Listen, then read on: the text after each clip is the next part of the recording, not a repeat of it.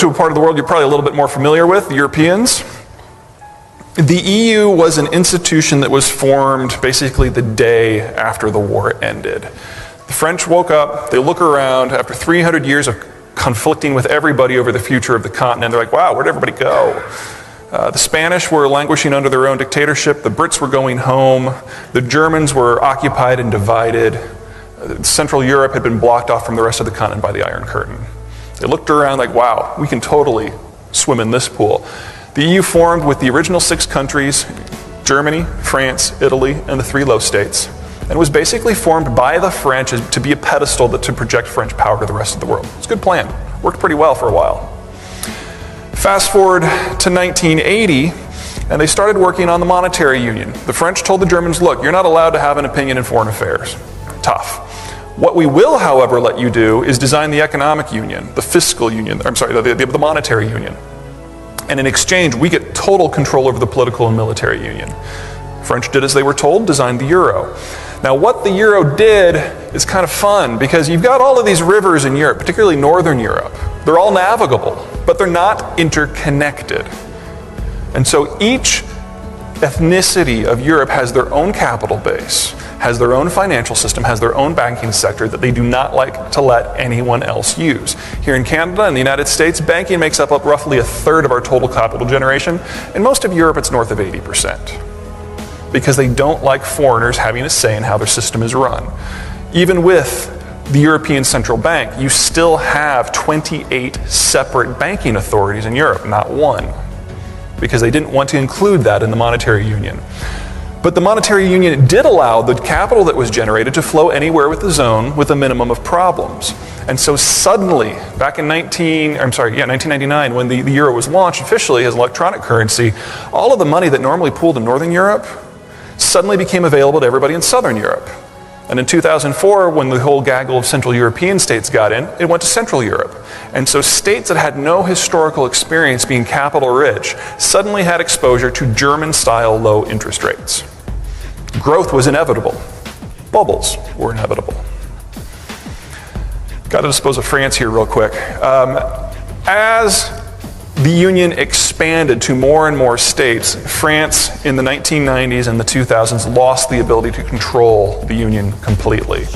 As a result, the military union, for all practical purposes, is dead. It was stillborn almostly. The political union is also gone. So France, which created this entire structure, is now on the outside of its own mega plan.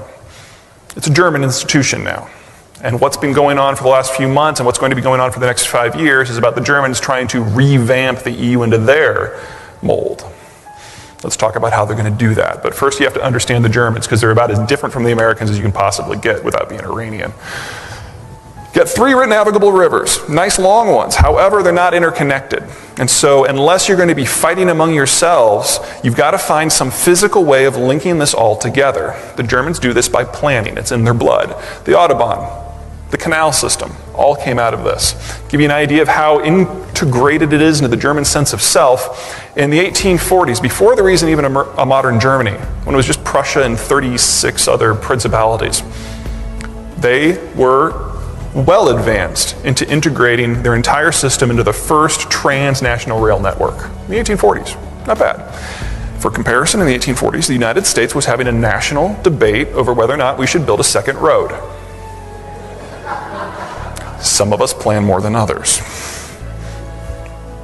However, whereas the United States and Canada are all alone, and once we worked out our issues, pretty much didn't have to worry about local defense, Germans always had to. They've got the French on one side, they've got the Poles and the Russian on the other, they've got the Brits hanging offshore, they've got a truncated coast split by the Jutland Peninsula. Kind of a tough neighborhood. So the Germans are always having to be on the defensive, except for when they're on the offensive.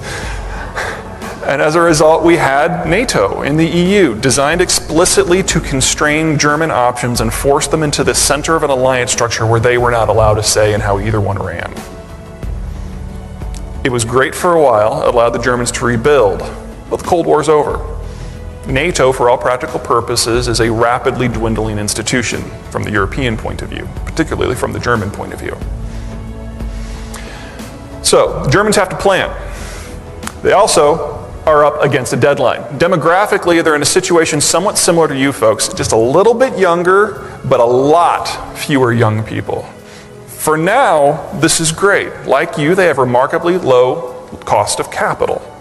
However, as soon as those people retire, they're going to be facing the same problems that the Canadians will be.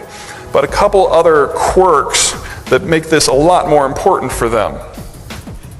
Right now, that red band in the middle is at the height of their productive capacity. They are exporting like mad because nobody can keep up with them. And because they're tied in with the rest of the Europeans, particularly the ones that are having financial problems right now, the euro's not going through the roof like the Canadian dollar is. Nice situation if you're Germany right now. You can export, under the worst of situations, the Germans are organized enough, have the capital base, have the industrial base, have the educational system to compete with anyone anywhere. Now they're doing it with a weak currency. Not bad. But they know they're on borrowed time. The Poles have the same damaged demographic of most of the former Soviet satellites, but they do have a young bulge in the 20-somethings, which means that those people can have kids. You can regenerate the capital base over the long term. Long term being the key word here, because you have to wait for those folks to have sufficient kids and for those kids to grow up and reach the mature worker category. For a state like Canada or Germany, that's a 2-generation job. That's 60 years. For Poland, it's only 30. But the Poles and the Germans both know that if you take the same amount of money, apply it to Poland, your rate of return on your capital is going to be so much higher because they're so much further down on the scale in terms of skills of production. Also, you can pay young people less, which I definitely do for Gen Y. Okay, let's talk about the German plan. Part 1 is to make sure that nobody in Western Europe has the industrial base capable of challenging you in the long term. This is the impact that the Eurozone has had on the trade structure of Europe. By putting everybody into the same zone, everybody has to compete with the Germans by the Germans' rules, and that's just impossible. So over the course of the last 10 years, you've seen the trade balance shift, with the Germans taking an ever larger piece and the French losing out. Over the course of 10 years, it's been a 5% shift in terms of total EU exports, both internal and external. That might not sound like a lot, but bear in mind that over 10 years, that's 600 billion euro of business that the French have lost and the Germans have gained. Part 2, do this to the labor pool as well. What we have here is unit labor costs going back for the life of the euro. You'll notice the Germans, that bottom purplish line has barely budged. It's only about 5% higher than it was. The Germans include labor in negotiations, part of their planning model. It's a corporatist system. Labor, capital, government, the military all sit around the table for all major planning. And so they find ways of compensating the labor force that doesn't necessarily impact the bottom line. All your dotted lines up there are the pigs. The only way that Portugal, Ireland, Spain, and the rest have been able to compete with the Germans is by taking out loans to basically cover the difference. That's great for a while, but eventually you find yourself indebted to Germany. Now the Germans obviously want to get paid back. Get to that in a second. Next, you got to take care of the Polish problem. The Germans want to make sure that 10 years from now, the Poles are not instantly able to step into their shoes. So the first thing they do is absolutely hobbling them with regulations. I think you guys here can probably relate to that a little bit. The quote there says, this is an EC directive listing regulation sizes for molecular structures. There are over 150,000 pages of EU regulation that every new EU state had to adopt on day 1 of membership. It has absolutely crushed entrepreneurial efforts across Central Europe. You're seeing huge swaths of the economy in places like Romania, Bulgaria, and Estonia sliding into the black market because they simply cannot afford to start a business in such an environment. All of these regulations were designed for heavily industrialized technocratic economies, not for the places that are further east that are still moving up the development scale. Next, the Germans are putting requirements on the new members that the new members really can't afford to pay for. For example, switching everything over to natural gas as opposed to coal. Right now, Poland gets about 90% of their electricity from coal.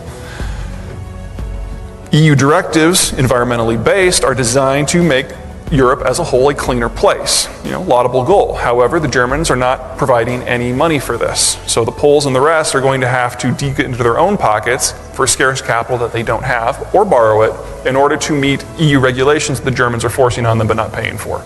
Again, that might sound familiar to some of you. Next, the CAP, the Common Agricultural Policy. It's the most sophisticated and expanded network of agricultural subsidies in the world. France, the day before all those new members joined, got 1 out of every 5 euros. France today gets 1 out of every 5 euros, despite the fact that there's more farmers in Poland than there is in the rest of the Western European countries combined. They want to make sure, the Germans want to make sure that Central Europe is as starved for capital as possible, whereas they realize that that money going to France is the political price of continued French partnership. And then there's bailouts. Let's talk about the bailouts. The Germans want to make sure that their money is paid back. But there's no point in doing a government bailout of the Southern European states if you're going to use German taxpayer money to pay back a German taxpayer loan. I mean, that's particularly ridiculous, and even by European standards, that's not going to happen. But the Germans have to have a way to make sure that the system doesn't blow apart in the next 10 years. They've got to make sure that it holds for long enough that they can actually take over. They know that if they commit to any sort of money payments now, that 10 years from now, they probably won't be able to afford it. The demographics can't support it. So, what are they going to do? European Financial Security Fund. The Europeans love their acronyms almost as much as the American military. States guarantee the debt. They don't actually provide money. They simply provide a state guarantee to any bonds that are used to help fund the bailouts. Additionally, it's not an EU institution. This was not an addendum to the treaty. They're not planning on making that. This is a German-led private bank headquartered in the bank secrecy capital of Europe, Luxembourg, run by a German, shocker. Not an EU law. They don't even have to have a council meeting. They don't even have to have an ECB meeting. The Germans just call up Klaus Regel and it's like, hey, we need $12 billion. Can you get that? Okay, no problem. And here's how they do it. You guys remember the liquidity things that the ECB, the Bank of Canada, and the US Fed Reserve were doing back during the crisis in 08, 09? Basically, banks were scared to lend to each other. So any company that could put an asset on hold as collateral with their central bank could get a liquidity loan to carry out their normal operations. It was designed to prevent a complete liquidity shutdown. In the United States, this was about $60 to $90 billion at any given time, and it lasted for about 6 months, and then it was phased out. In Europe, it was 900 billion euro, and it was not phased out until only about 4 to 6 months ago. Fun. That's how they're funding the bailouts, liquidity loans. What you do is you take an asset, you put it on hold with the European Central Bank, they give you a liquidity loan. You then go and buy a sovereign bond. You then take that sovereign bond and give it to the European Central Bank in order to get a liquidity loan. Now, anywhere else in the world, this is called printing currency. In Europe, it's called solidarity. But if this collapses, if the German plan fails, the Germans aren't out a dime. Because they'll just take the euro down with it. Germans are fine. Clever, clever, clever. Fourth plan, bailouts. Now, bailouts follow, they're rough. I mean, they're modeled off of the IMF. They're not the kind of thing that you want to engage in if you can't help it. Everybody knows that Greece and Ireland had to go down. That was pretty obvious. But then you get to an interesting thing here. What we have here is a chart of debt maturities as they come due. And for Belgium, which is the state we're talking about, they're running a budget deficit right now, so they simply have to refinance everything that comes due. You can see that there's some months with some pretty big problems coming up. Incidentally, Portugal had 4 that were about this size in January, February, March, and April. That's why they needed the bailout just recently. Belgium's the next most dangerous state in this regard. But the fun thing is, these little hashes here, the ones that are under 1% that go kind of all the way down, none of those were there in March. They had to borrow money to pay off a couple of these that came due earlier in the year. And no one would let them borrow for more than a 12-month bond. And so they did 3-month, they did 2-month, they did 30-day. And the Belgians are seeing this nice little avalanche forming right in front of them. And when they get to things like September and March and September here, they're going to crack. And we're going to have a Western European state that goes into default, unless it gets a bailout. Once Belgium goes down, all bets are off. We think Austria will be next. What we've got here is a chart, half of which you'll probably recognize. The blue lines are debt, total state debt as a percentage of GDP, a number that you guys have probably seen lots and lots and lots. The red, however, is the debt as a percentage of GDP that is held by foreigners. If your red line is relatively low, you can always lean upon your banking system in Europe in order to kind of pick up the slack. Austria's banking system almost got destroyed with the Central European meltdowns in 2009. And they're right here at about 50% of GDP. That's not something they can handle internally. So once investors catch wind that the Western European countries are not immune to this, Belgium first, Austria second, then Spain. In Spain, you've got 3 separatist regions that have independent tax and spend authority and are entitled to a huge amount of wealth transfer from Madrid. Does that sound familiar to anyone? They can't make cuts here. It's part of the deal that made modern Spain. And so everything else has to be done in Spain proper. Banking sector is going to cost them dearly. About half of the Spanish banking sector by volume is, for all practical purposes, defunct. If it was in Canada or the United States, let me rephrase that. If it was in the United States, we would have closed them down. If it was in Canada, you probably just would have locked them up and laughed. You guys have the best banking sector in the world right now. These 2 guys, however, are the exception. These are some of the best banks in the world. They do very well here in Canada. I personally bank with BBVA. They make up half of the Spanish banking sector. So when people say Spanish banks crap, true, except for these 2. So don't put them all in the same basket. But when the others eventually do crash, and they will, it's going to raise the debt load in Spain by 10 to 15% of GDP, more than enough to put them into the bailout zone. The real problem, though, is demographic. Everybody knows that Spain is the economic success story, consumption-driven growth, right? Well, that's because of this group, which 10 years ago was down here consuming like mad.